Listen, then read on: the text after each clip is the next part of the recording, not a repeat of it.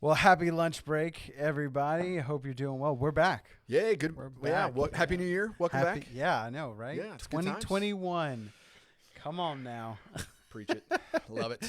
It's going to be a good one. Well, like we said, we're back. And so Christmas is over, New Year's is over, and we are into a totally new calendar year. How are you liking 2021 so far? Well, I think before I answer that question, we need to address this, Tim. I had a feeling it was going to happen. That's coming, man. Like, It I was- got to know. it was And I gonna think happen. everybody wants to know. Don't we all want to know? Yes. Okay, what?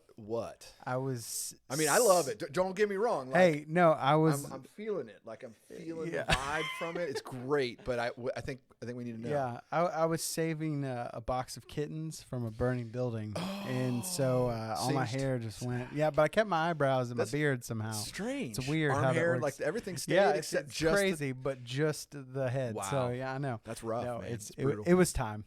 It was time. Genetics. Yeah, I never had a chance, to be honest. Yeah, so. no, I understand. I get that. But, yeah, totally get that. But yeah, 2021's interesting. I didn't expect to start it off bald. So you know.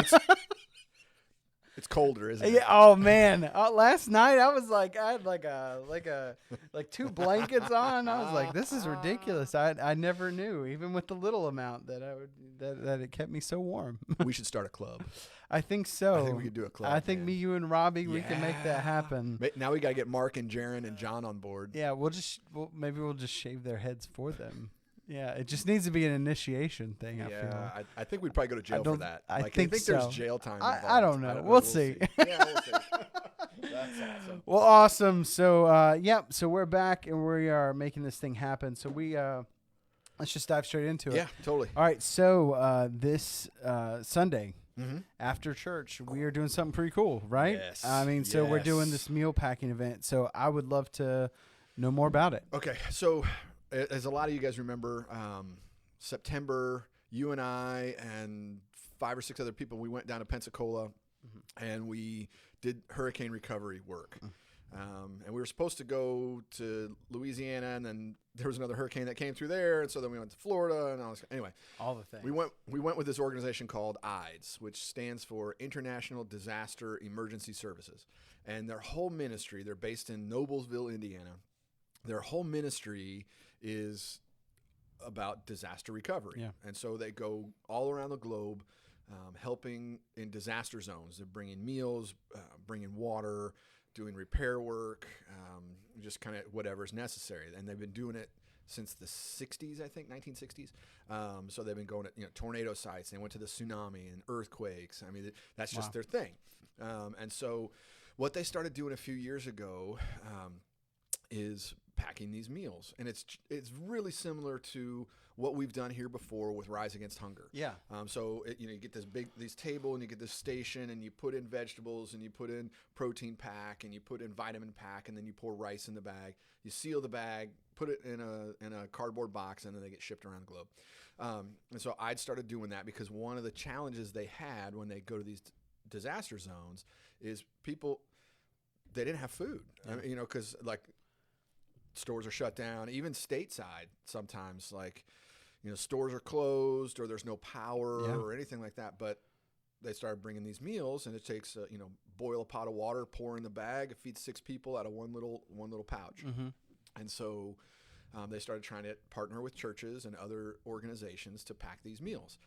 And so when we were down there, I've got a friend who works for IDES. I was talking to him as we were setting up the trip, and he's like, hey, if you guys ever want to do a meal packing event, you ever heard of that? I'm like, oh, Yeah. well, Northwest, we're kind of experts at that. Yeah. Like we've done it like Very 4 successful. 4 or 5 Yeah. times.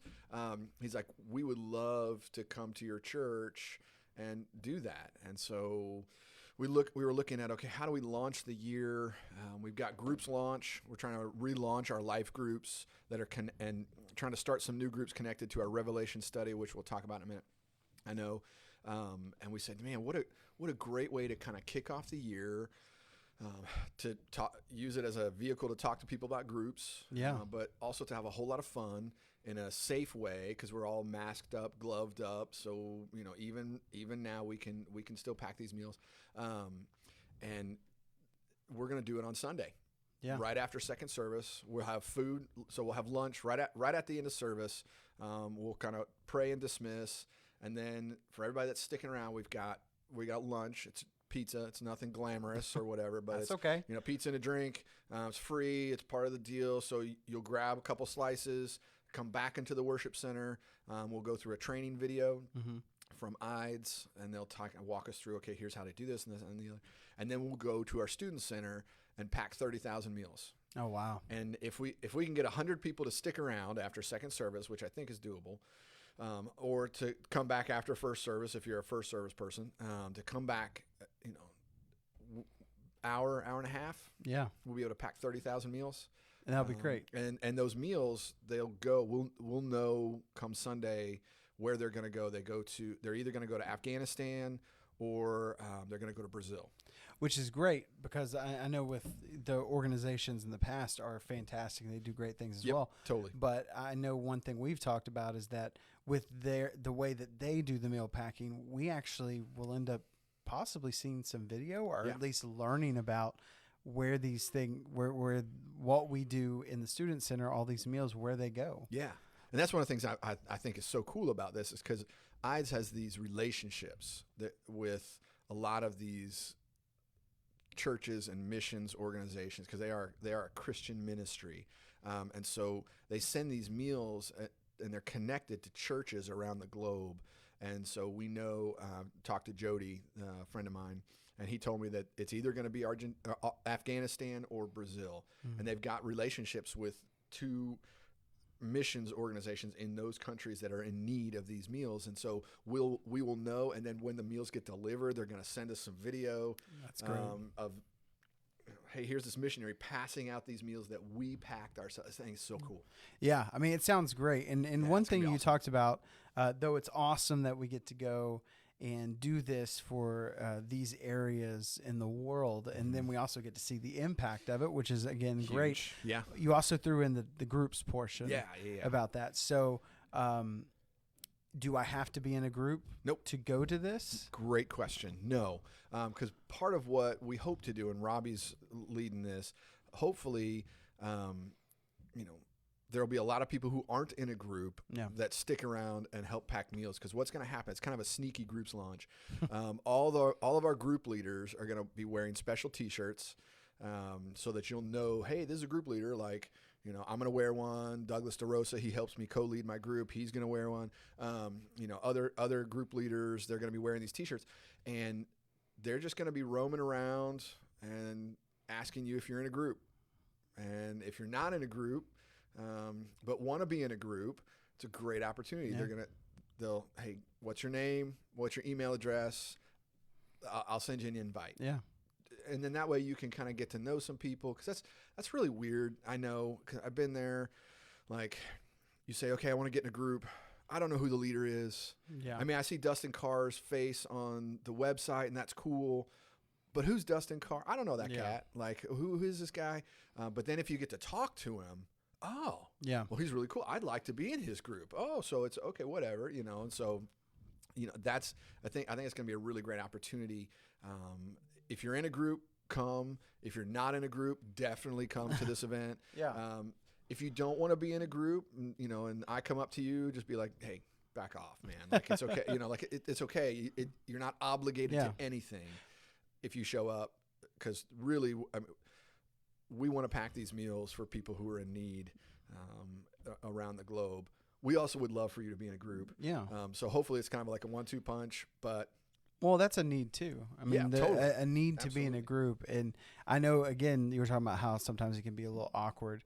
It kind of, like we've talked about before, you get to know this person or these people. Totally. And really, instead of going off of maybe the photo or maybe the age group of the group through our website, which is great, and you can do that. Yeah. You actually get to know the person before you even walk through their doors into the group, which is really great. So I think, it is it really is a 2-for-1 deal kind of thing. I mean, it's really, not only do you get to help these areas and pack these meals and do something as the church, but we get to fulfill the need of people who need to be in groups. Yeah. Well, spiritual food is just as important as physical food. Yes. Right? Yes. I mean, and I'm excited because it's going to hopefully eliminate some of that awkwardness of that very first time you set foot in somebody's living room. Yeah. Because there's always, I've done this before. You ring the doorbell and you're like, am I at the right place?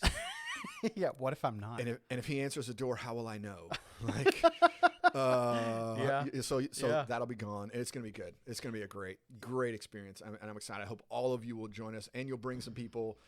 Tell everybody, because we've had so much stuff going on, and everybody's running 6 different directions that, I've had a couple of people say like, man, yeah, I totally forgot about that. Don't forget about it. Yeah. Make sure everybody else remembers. It's going to be awesome. Yeah. Well, that sounds good. And again, just recap day, time, where Yep. we're meeting. This and all Sunday, right after second service. So January 10th, we're going to start. Well, I'll probably be a little long-winded this week. Just being honest, I'm shooting you straight. I'll probably be a little long. 12:30 here, Student Center. Mm-hmm. Pick up your food first.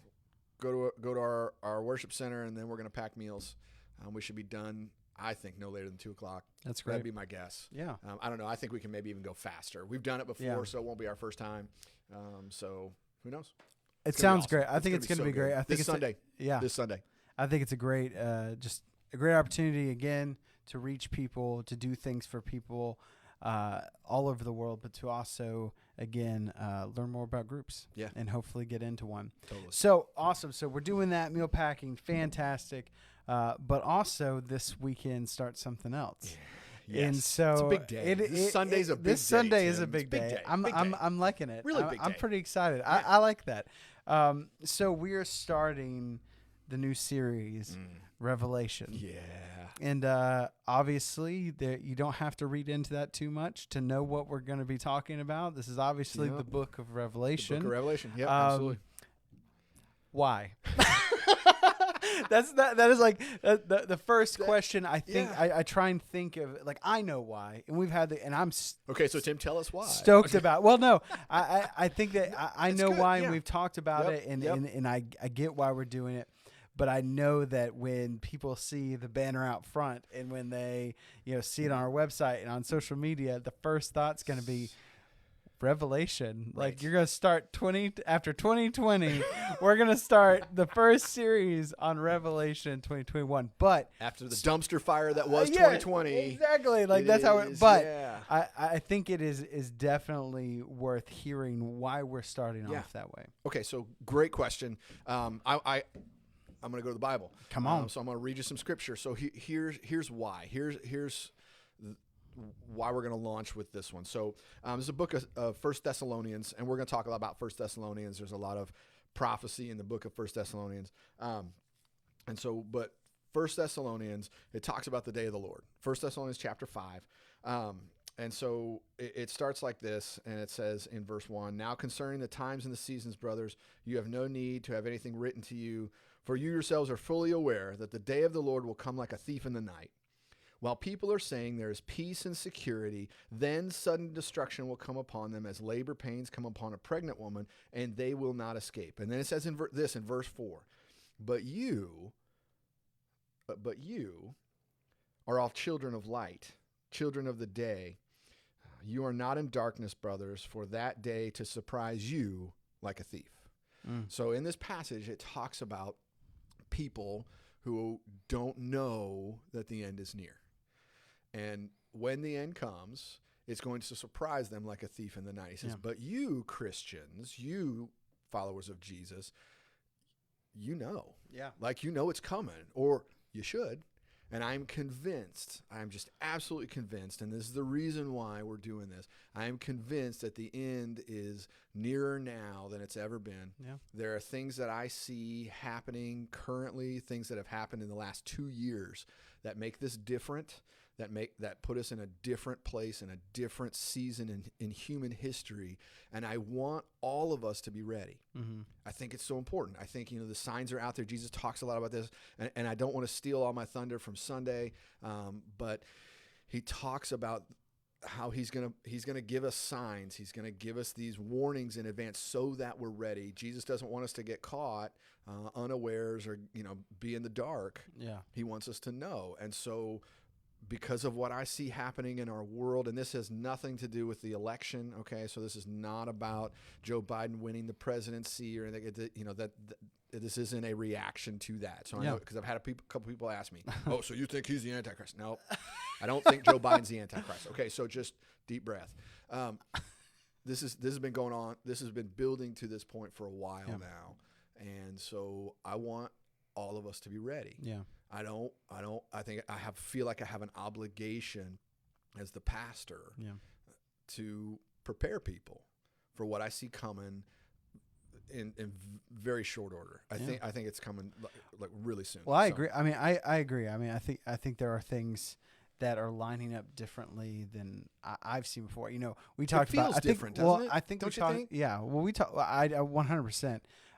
It's one of those things where you have your human self, and you're like, oh, but then you have your spiritual self, your Christian self, and you go, okay, yeah.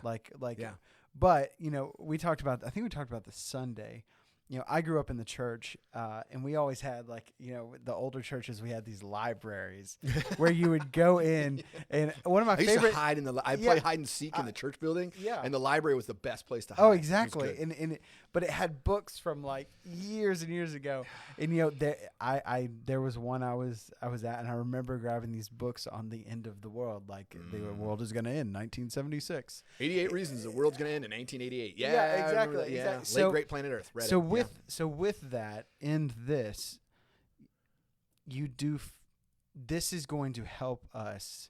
This series, you believe, is going to help us see that it is different. Yeah.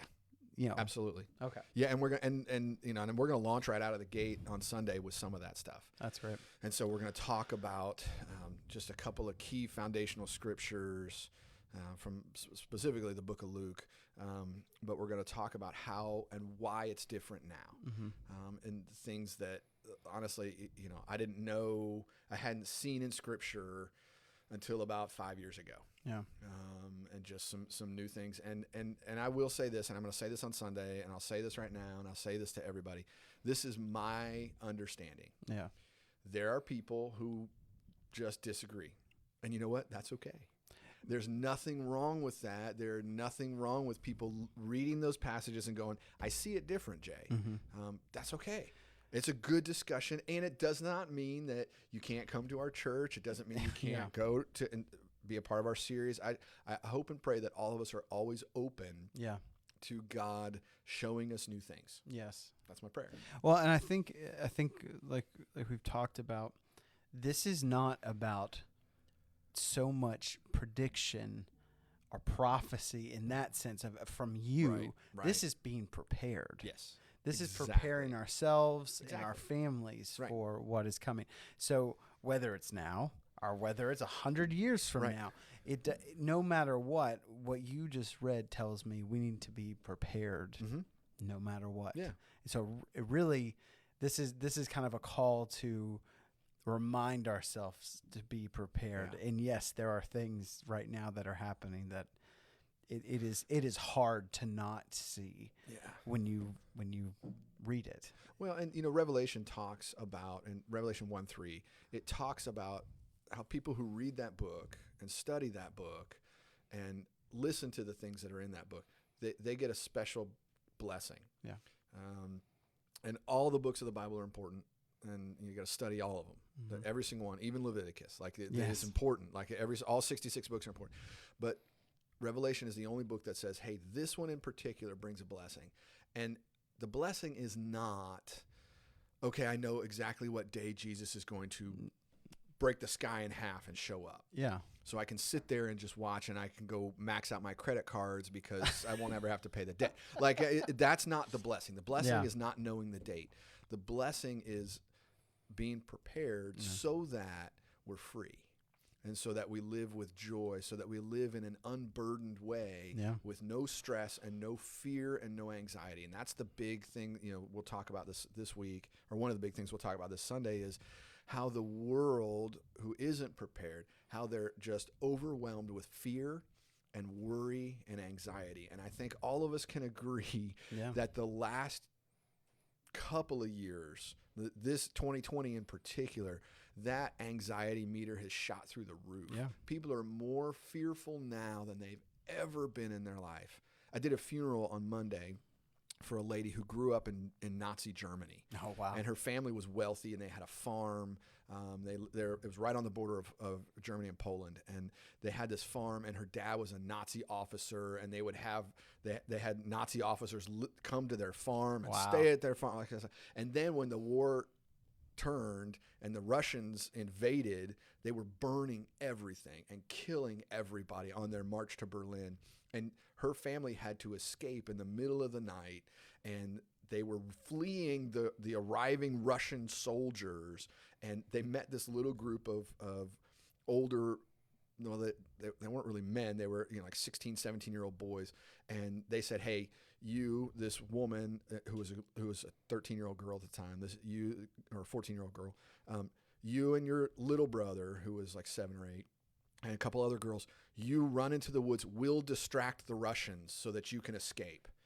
And within minutes, all those boys were killed. They were just slaughtered. Wow. And they were talking about this story and this stuff, and the life that this woman lived, all the things that she walked through. And they were like, we don't have any idea what that kind of fear really is. Yet we seem more afraid now than they were during World War II. Yeah. And I think that's biblical. I think there's a biblical truth in there that this is how it's going to work at the end, where we're going to be more afraid, we're going to be more anxious, we're going to be more worried as a nation, as a people, as a globe. Yeah. And I think we're seeing that now. And as Christians, if we understand and read the book of Revelations, we don't have to carry that. Yeah. And that's the blessing. So the more we know, the more prepared we are, the less fearful we are. And then no matter what happens, it's all good. Well, I think, I definitely agree. I think that a lot of the fear comes from, again, like you talked about, where we need to read the scripture about what is going to happen and what we fear need of the unknown. to do. Yeah, totally. It is. It's fear of the unknown, because Revelation, the book of Revelation, has kind of had this negative connotation in the church. And people tend to walk around it and act like it's not there. And so I think that for us, I'm very proud that we are doing this and just going straight for it and really talking about, because again, fear of the unknown is the problem. Yeah. And again, there's power here. Yeah. The Spirit works through the Word of God. And so if we're not reading it, we are missing the blessing of the book. The book, right. And so exactly. I'm pretty excited. But, okay, so with all that, and this Yep. series is going until Easter, right? Yeah, it's So it's a lot. It's going to take be us awesome. right up to, so it's 12 weeks long. It's going to start this coming Sunday. It's going to go all the way to Palm Sunday. So the last week, when we did, Revelation 18 through 21, it's going to be, what was that, March 28th. 28th, yeah, March 28th. So, and then it'll be, the very next Sunday will be Easter. Which is kind of cool. It's I'll be honest. It's crazy. It's I think coming, that- man. I think Easter's that's going to be great. 12 weeks, dude. We got to prep. It's a whole other story. But anyway, okay, so that's cool. We're starting the series. It's going to be great. What is this, though? I'm so jazzed right here. Literally hot off the presses. This was delivered at 12:09 today. Yes. This afternoon, the box of these. So this is our Revelation study guide that we put together, that we created here to go along with our Revelation series. And in this, there's a space for sermon notes. So every single sermon, all 12 sermons, we want you to get one of these guides, bring it with you, take notes from the sermon. It's got place for you to take notes, scriptures that you want to remember, questions that you have, because I'm probably going to say some stuff you don't understand or agree with, and that's okay. Actions you need to take out of it, whatever. And then every day, except for Saturdays, I give you one day off a week to catch up. But every day, there's readings and questions and scriptures and devotional guides. At the end of the book, there's life group questions, because the best way to do the book of Revelation and to work through these guys is in a group with other people. And so the group questions are already in there, so you can bring this with you. I want everybody to get a copy of these. They do cost $10. Yeah. Because that's how much it costs us to print them. Yeah. We have to cover that printing cost. And so we don't make any money off that. I'm not getting any money off this. No. You're not making money off. I mean, No. this literally just covers the cost of printing. If you don't have $10, come talk to me. I will give you one. I will give you a book. It's all good. But I know most of us can probably find $10 somewhere. Exactly. It's worth it. Don't share it. Like, some people, can my wife and I share it? No. Everybody needs their own. We'll print more if we have to. But it's really, really great. It's really important, in my opinion, if we're really going to understand. Yeah. We need to be wading through and dissecting this book in light of other scriptures, because every day there's, read this from Revelation. Now read these other scriptures and see how they connect. Yeah. The best way to understand the Bible is with the Bible. And so these guides are going to be huge. We're going to have them available in our bookstore. Yeah. Sunday morning, you can pick them up so you're ready to take notes on the very first Sunday. It's going to be great. I'm really excited about this. It's like 175 pages, though, man. It's a lot of stuff, but it's 80 days long. So exactly, it's 80 days long, but it's a lot to digest. In Revelation, if you go at it just all natural and you just read straight through it, there's a lot. If there was ever a book that could confuse, there's like dragons in there, and there's like crazy creatures with horns and wings and eyeball. It's just weird. But this is like having you there to help go through all of this with the person reading this and taking this information. It's good. I think it's great. I think it's cool. And I again, I'm really, really excited about this series. It's going to be good. It's a good way to start the year, I think. I look at last year, the Book of James. We did the Book of James. Right. It was, I think, one of the most successful series I've seen. Yeah. Not just here, but in other places. Churchland, And so I think that there's something about that, and totally. The timing of this is not random. No, I definitely believe that. 100%. So that's awesome. So this Sunday is packed with all kinds of stuff. New series, study guide, get it in the bookstore.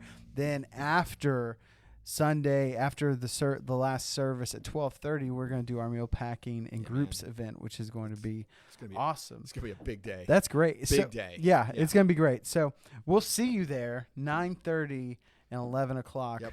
It is going to be awesome. And so as we kind of wrap things up, I want to talk about the elephant in the room, and it's not my bald head.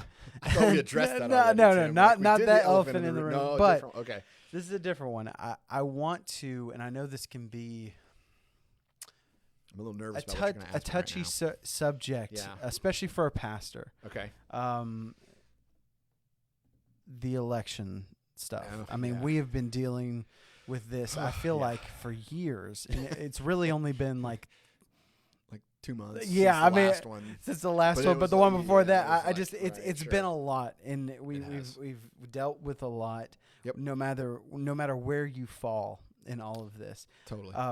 So I think for the people watching, I feel like a word from you about kind of where you are in this and where you believe Christians should be in this. Now, this isn't. I will give the disclaimer. This is not taking of sides. This is not anything like that. Yep. We are not taking. I'm not telling you who I voted for. No. I did vote yesterday. I did not do early voting, but I did vote yesterday. But I'm not telling you who. But and that's in this. This is. I really believe that our church and other Christians, even if you're not a Christian, maybe hearing something from you about what we do now. Sure. I think that would be. Okay. Yeah. Good. I mean, that is the elephant in the room, I guess. Sorry. Really. I mean, no, it's good. I mean, it's good. It's important. So I think there's a couple of things, Tim. I think first and foremost, just like with the Book of Revelation and why we're studying the Book of Revelation, we need to not be afraid. Yeah. We need to not be afraid. I think that Satan's one of his greatest weapons, perhaps his greatest weapon against us, is fear. Yeah. And it's this either the fear of the unknown, it's the fear of loss, it's the fear, whether that's loss of power or position or influence or money or whatever. It's the fear of what next. I mean, there's this fear that paralyzes us and causes us to make stupid decisions and causes us to be mean to other people and judge other people, treat other people. It's this fear. And the Bible says over and over and over, fear not. Do not be afraid, for I am with you. Do not be, even though you walk through the valley of shadow of death, fear nothing. Do not be afraid. And so I know there's a lot of people, and let's just be honest, a lot of Christians who were hoping for a different outcome last night. Yeah. Because if statistics are accurate, there's, a lot of evangelicals vote Republican, right? And so we know that. I think there's a lot of, oh no,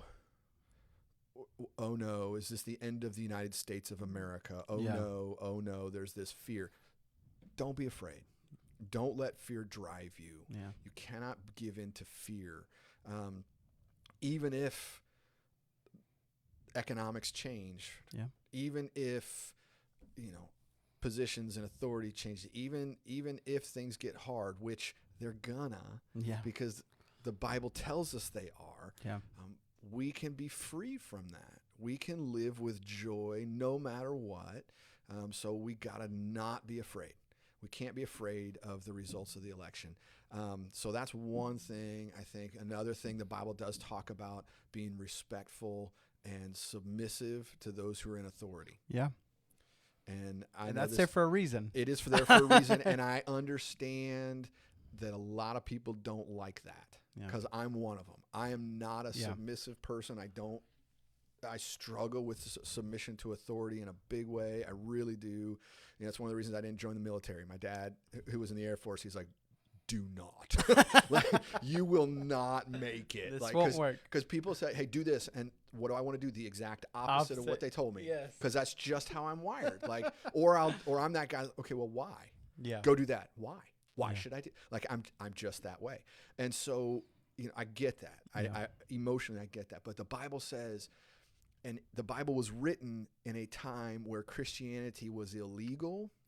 And persecution was real, not just, oh, well, we're going to write bad things about you on social media. Is, oh, you're a Christian? Here, come meet these lions. That real persecution. And the Bible still says, submit to the authority, pray for the emperor, pray for the king, pray for the people who are in leadership positions. And so that's got to be part of it as well.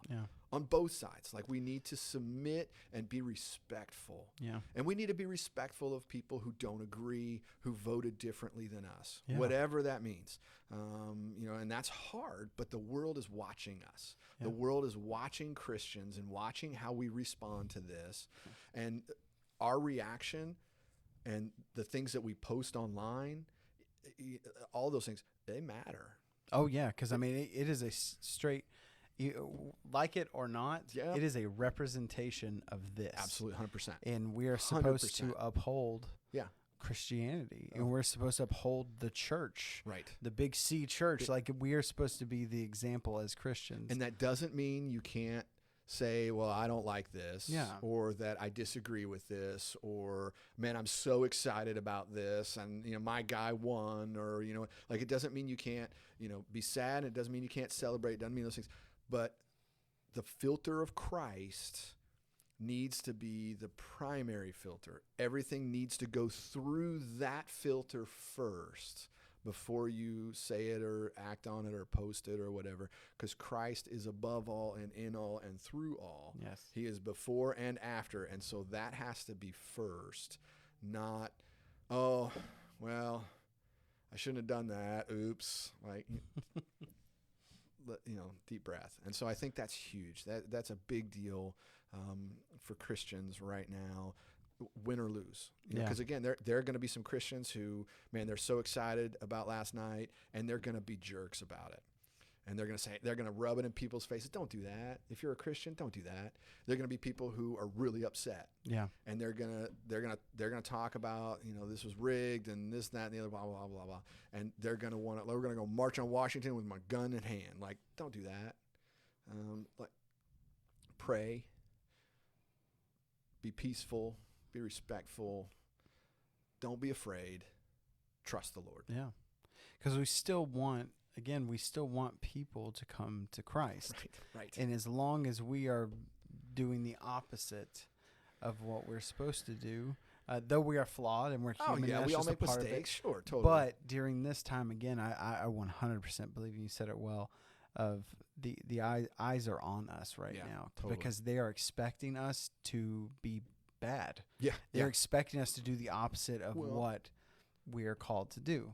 And we've done that a lot in the past. Yes. I mean, let's just be straight about that. Christians have not always upheld the word of Christ in politics, in the political arena. I mean, we haven't. And that's Republican or Democrat. Like, there are people who claim the name of Christ that are Democrat, that aren't upholding the way of Christ, and same on the Republican side, on the independent side, Green Party side. I mean, you name it. Because part of that's because we're humans. Yeah. And so there's grace in that for all of us. But part of that is, like, sometimes I think we forget that Christ should come first. And we forget that politics is not even second. Yeah. It's not nearly as important as relationship with Christ, relationship with people, friends, family. Politics is way down the list. Very much so. And even, brand me as a heretic if you want, that's fine. But even the United States of America, as much as I love this country, and I have family members who fought and died for this country. My grandfather landed in the first wave at Normandy. Like, so, I mean, it's deep within the roots of my people, right? Yeah. I love this country, and it's great. But in the span of eternity, and in light of this is more important. This is way more important, because America isn't that big a deal. Yeah, no, it's very true. It's really not.